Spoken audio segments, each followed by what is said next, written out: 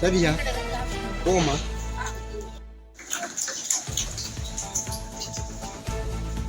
முதல் நிகழ்வாக எமது பாடசாலையின் மதிப்புக்குரிய அதிபர் அவர்களை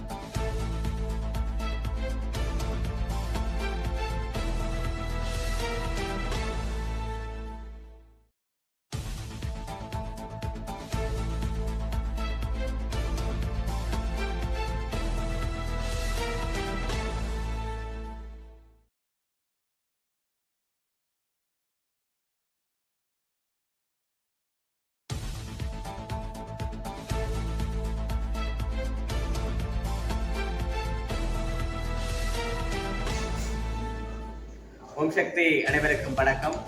இன்றைய நாளிலே தி சங்கம ஆரம்ப பாடசாலையில் இருக்கிறோம். நாங்கள் இன்றைய தினம் ஒரு முக்கியமான நாளாக இருக்கிறது.